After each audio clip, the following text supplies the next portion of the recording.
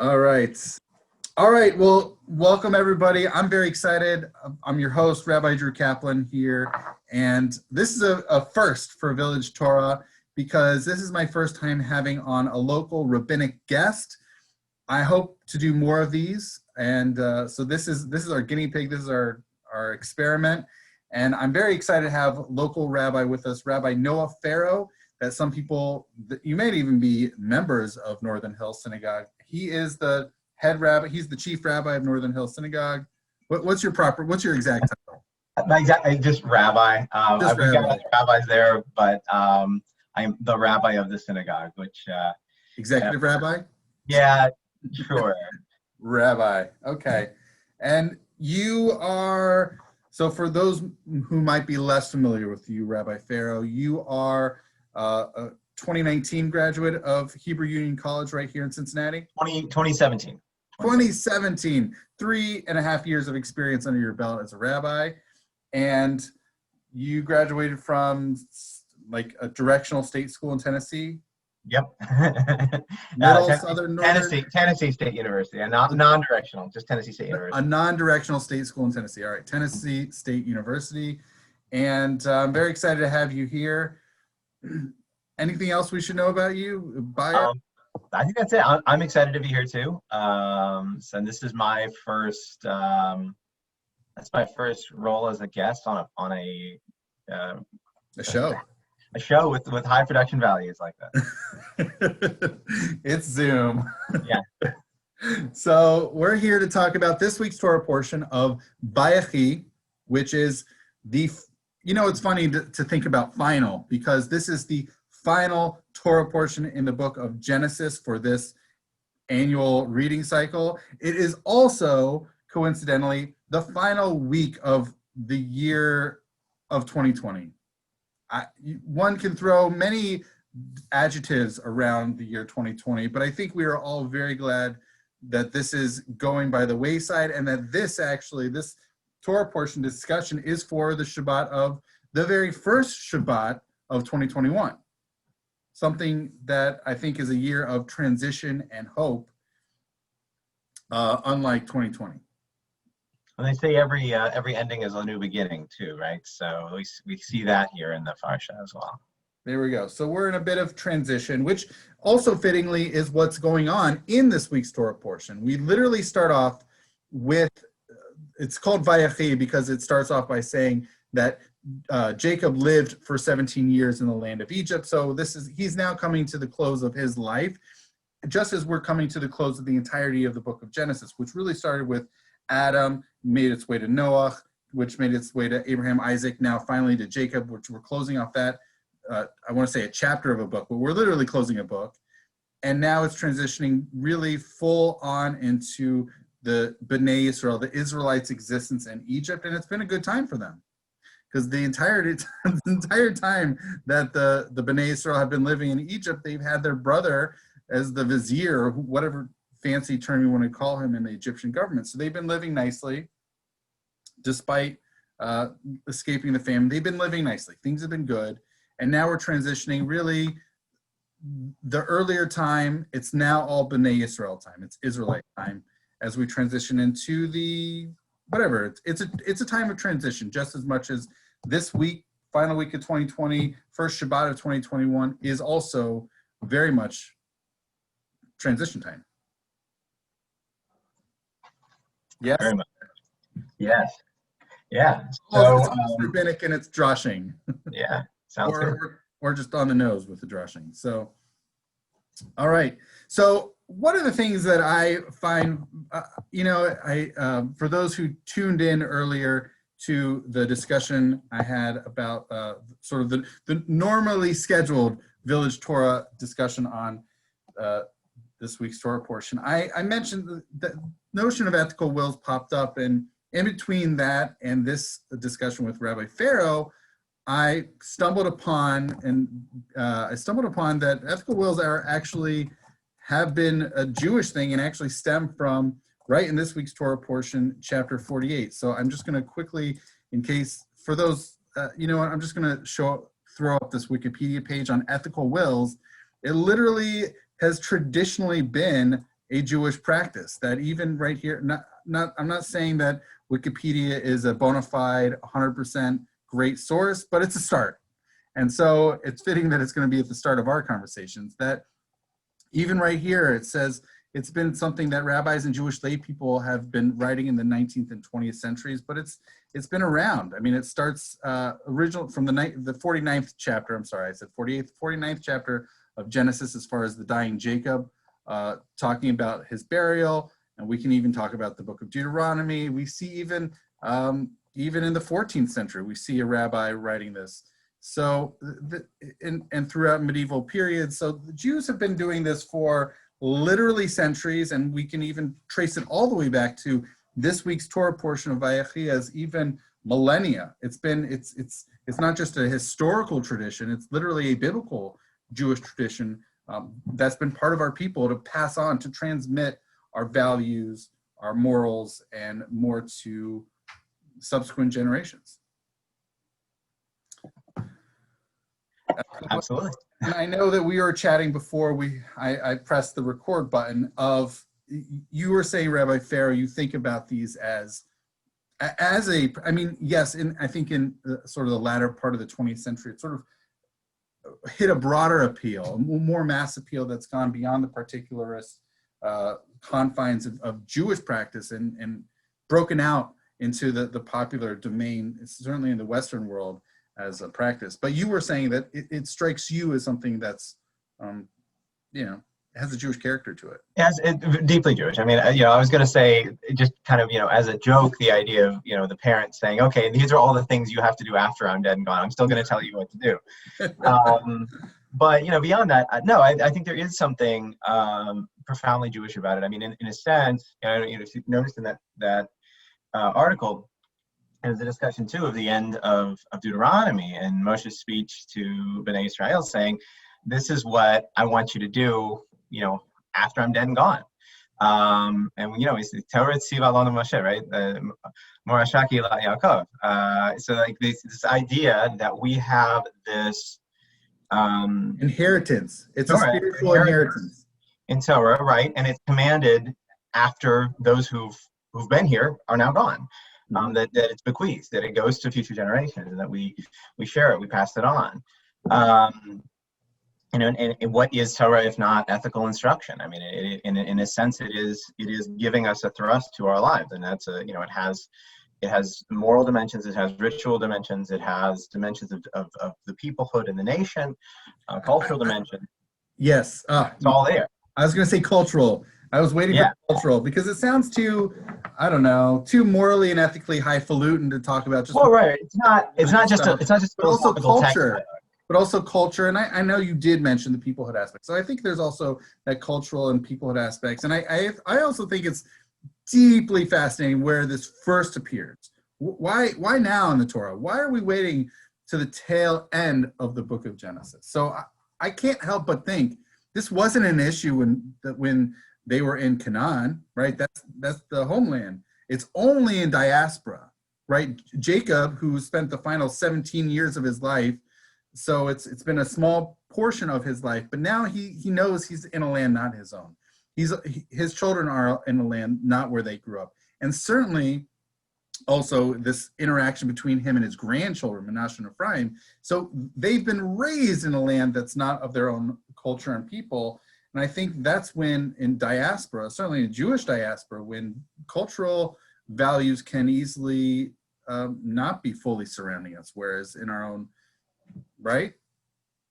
Yeah. I think there's an anxiety there. I really think that that's what's going on for Jacob, that he's anxious, like he's experienced this anxiety that they're not in their own, I don't want to say bubble, but they're not in their own grassrootsy, homegrown culture, that sort of a mimetic experience that surrounds them. But actually, I'm anxious about losing these things because you're in the Egyptian surrounding culture, and he doesn't know it yet, but he's actually going to be embalmed after he dies. So he's really being after death, he's being I don't know, taken by the Egyptian culture and practice. Yeah. But he wants to make sure that whatever he can transmit to his children and grandchildren, that those Jewish ways, those Israelite ways, are carried forward. Yes, I mean, I think that's fair. I think that's true. I mean, I think um, you know, from a from a text criticism perspective, or from an anthropological perspective, I look at what I'm seeing, and I ask myself, well, okay, 17 years, right? 17 years, Joseph, Vayehi, right? We read Joseph being there with his father for 17 years. He's 17 years old when he gets sold into slavery. And then Jacob has 17 years then with his son after this long interstitial period of separation. Um, what kind of a culture are they bringing? I mean, how developed is it? What sort of a firmly developed Jewish culture, Israelite culture, is Jacob-ish culture developed around his family? And I wonder. I'm not sure. I think of the in some ways the most spiritual, the spiritual luminary, the prophet who should have been leading them with some kind of prophetic voice would be Joseph, and he's of course off in Egypt, right? He's the one that seems to have the most developed relationship with God, the one that's most punctuated by dreams and visions.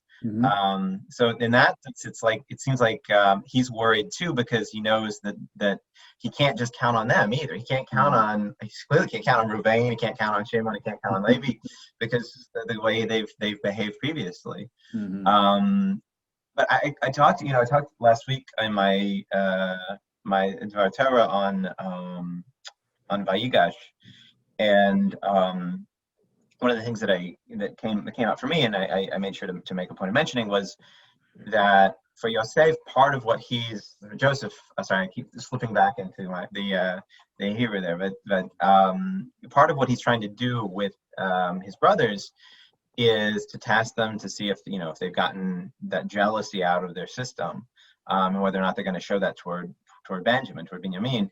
But he also wants to see whether or not they realize they've become a people, they've become a nation. They're a nation of shepherds. And so he has to tell them, he has to coach them to say, we're a nation of shepherds. Our fathers were shepherds, we're shepherds. That's what we're herdsmen. Because it doesn't seem like they realize that they have an identity like that.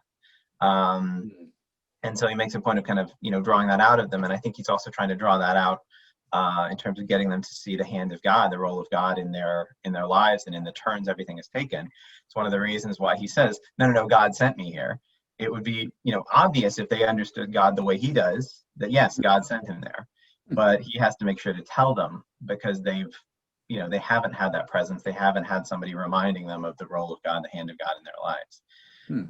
And I can't help thinking that Jacob's a little, we know Jacob has a relationship with God. We see it kind of coming back to the surface when he prepares to head down to Egypt.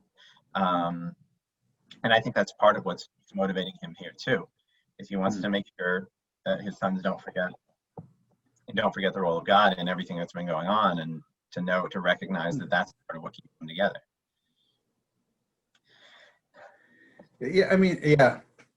It's funny because Jacob is the one who had the fancy eugenic skills regarding the different colors of and so he's able to not trick Lavan, but he's able to work within the system. Right. Work within the system for his material gain.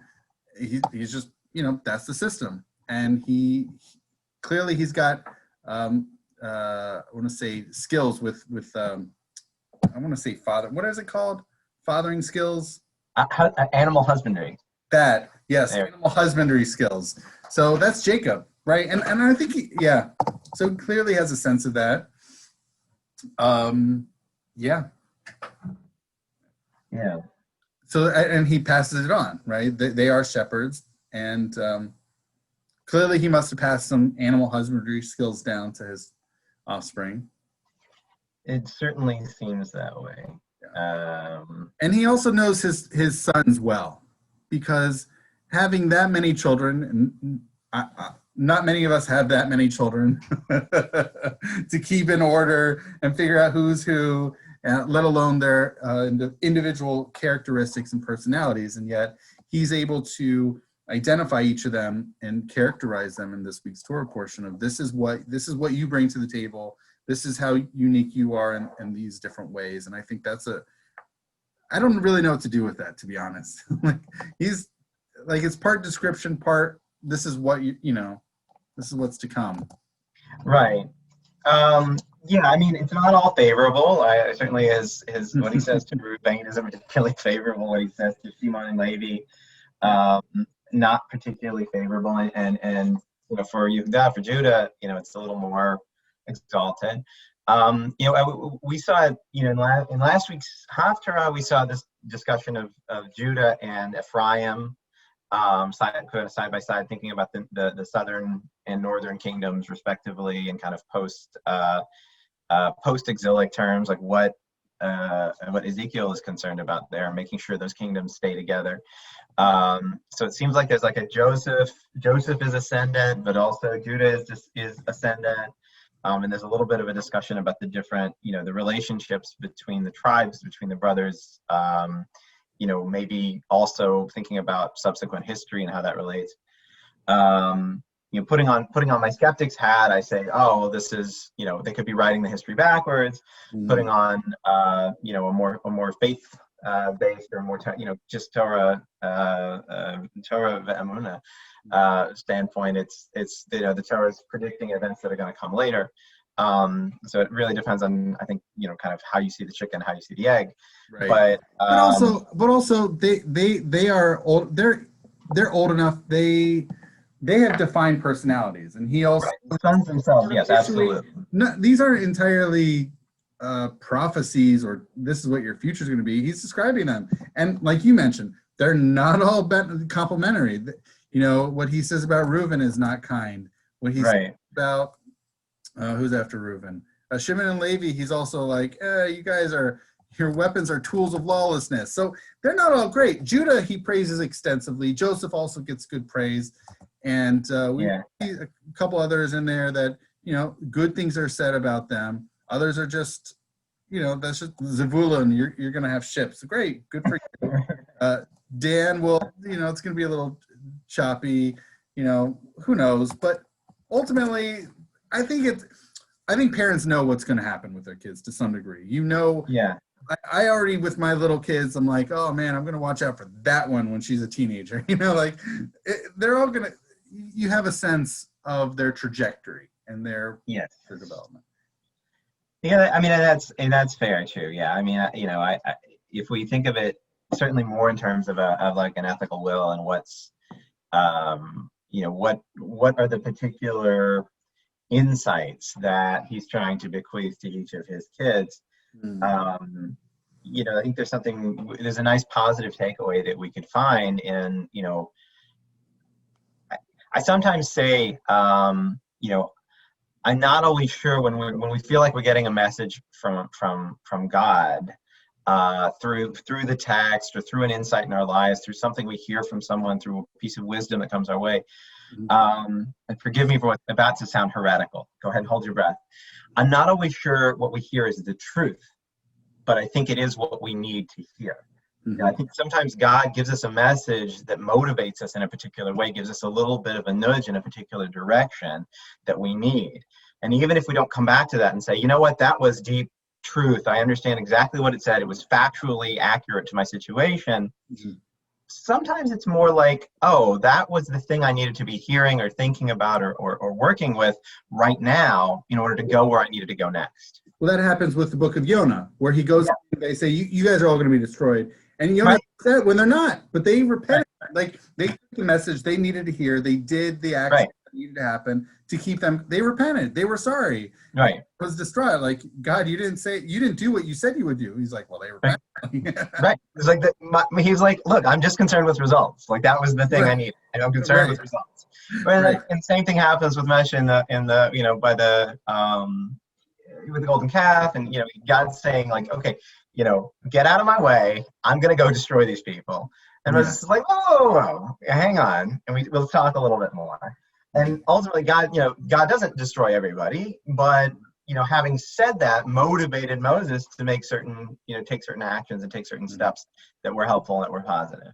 I mean, I think that's the kind of the issue is sometimes when we get to be a little too focused on what does it say here, what's the exact, whether it's a prophecy or prediction or a an insight. Um, I prefer the insights. yeah, but it's less important than For what the is it motive. insights. Sorry? Like, yeah, Jacob has some sense of prophecy, right? Sure. Like, oh, the Jacob's ladder thing, right? He has a connection to God. At the same time, I think this is almost like insights. He's known his sons well for years and years. Right.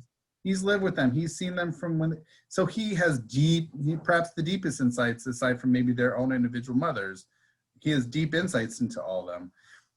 What also strikes me here is also, when thinking about ethical wills, do we write one ethical will for everybody, or we tailor it to the individual? And going back to what you were saying, and I know you talked about God, of like, God tells us what maybe, what we need to hear, whatever it is, but maybe that's also the same, in when we're thinking about our own ethical wills, or for Jacob, maybe he's giving some of them, he's not telling Don the same thing he's telling Judah. He's not telling Issachar the same thing he's telling Yosef.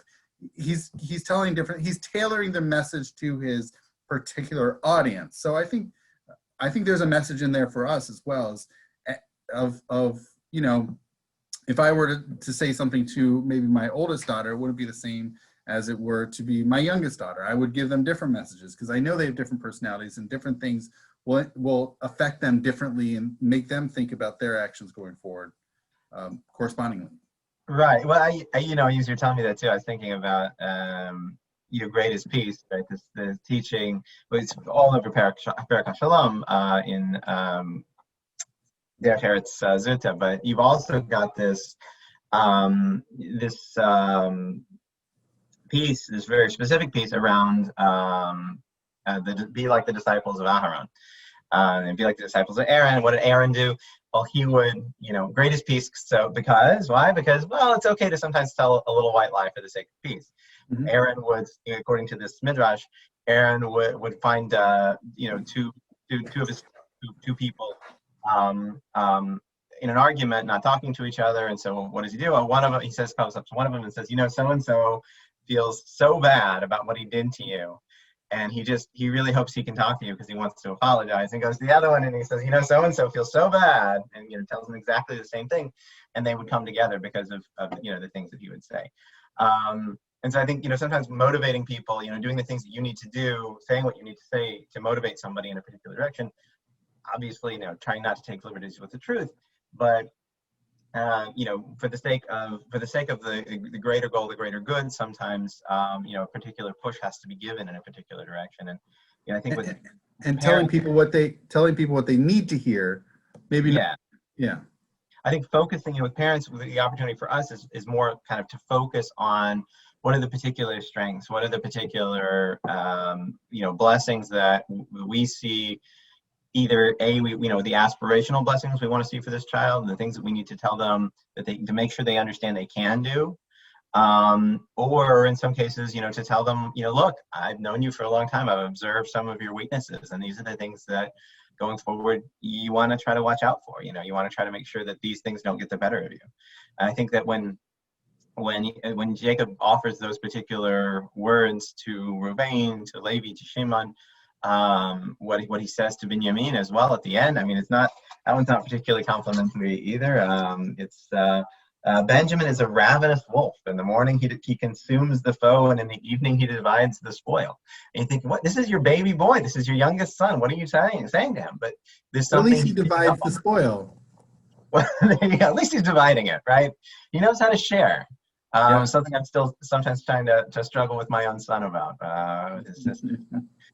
But yeah, no, I mean, it's definitely, there's an opportunity. And I think that's true too. In an ethical will, we have this opportunity not just to say something like, okay, this is what I want you to do for me, or for the rest with respect to the rest of your family after I'm gone. So how do I want you to bury me? How do I want you to, to take care of the, certain aspects of the family business, family relations, who are we?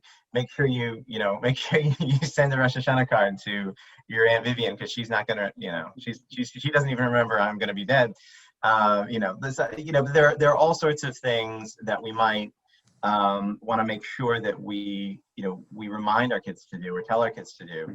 But I think, I'm not going to say it has to be, but I do think there's something particularly powerful about the individualized aspect and being able to focus on each child, each family member that you're speaking to say, this is my blessing for you, this is my wish for you, this is my hope for you, this is my concern for you, and I want you to know that this is part of what, something that matters to me in our relationship together. And it also creates a sense of closure in that sense too, is it makes sure that they know, that you're not oblivious to that fact, you're not blind to that fact of what, of something that characterized your relationship or characterized some part of their lives while they were in your home, while they were in your care. You know who they are. I think that's important. That's important too. So we'll also note there's an ethical will of sorts that also appears in the Haftarah. That we've got the impending death of David HaMelech, of King David, and Shlomo, his son, Solomon, comes to him to get his kind of his final charge. This is what Dad wants to make sure you hear, and it's not unlike what we saw there in the Torah portion. It's not. It's a little less Rosh Hashanah cards to Aunt Vivian, a little bit more. These are the people you need to make sure you kill or punish, or it's been a time characterized by civil war. David's reign has had a lot of civil war and civil strife in it. His ascension to the throne was preceded by civil war and strife. Prior to that, we had, before Saul, we even had, a period of constant fighting with the judges, during the period of the Shoftim. So it has been a turbulent time, and so no real surprise there that force of arms is part of how a king maintains power, maintains justice. There's a lot of things there that are problematic, and I think they make us maybe thankful for a period of time characterized by democracy and a relatively peaceful ways of doing things. But that's there, who to fight and who to make sure you stay friends with, who to make sure we have Yoav, the son of Tzuriah, being mentioned specifically, and then so he says further, what Yoav, son of Tzuriah, did to me, what he did to the two commanders of Israel's forces. He killed them, shedding their blood in peacetime. So there's a wrong to be righted here. But he says more positively, deal graciously with the sons of Barzillai, the Giladi, for they befriended me. So making sure that he knows, he remembers, he does kindness to the people who showed David kindness, and seeks justice, seeks recompense for the wrongs that were done to David during his life. So that's also there, and that's a very different kind of ethical will, right? Is settle my scores. I mean, account books settle my scores. So that's definitely a very different model. Yeah. Which I also think throws in relief what an ethical will not only can be, but also specifically our Torah portion. I think that sheds greater light that you could easily go just towards the vindictive route or this more arms-based route. Yeah. I think of it like a mob boss lying on his deathbed saying, "Promise me you're gonna get Vinny." Right. It's like the end of Godfather, kind of. The end of Godfather, right? With all the bloodshed. Yes. Yeah. So it's which I think which brings a different lens. I think once you have that juxtaposition, literally the Haftorah versus the Torah portion juxtaposition, it makes that it sheds a different light on the genre, or with this within the context of the genre of like, it could have gone in a different direction, and yet it is what it is.